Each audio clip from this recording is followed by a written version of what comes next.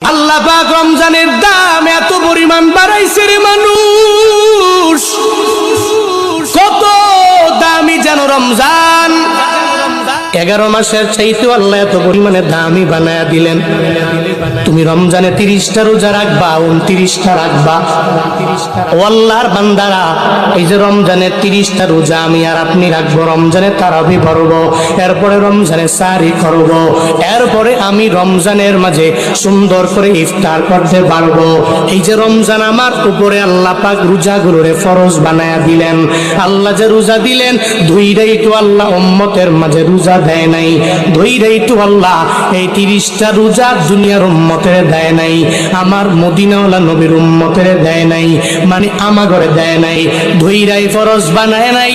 আল্লাহ পাকের কৌশলের সাথে তুমি পেরে উঠবা না। ফেরাউনও তো পারে নাই, নমরুদও তো পারে নাই, ওই রবের কৌশল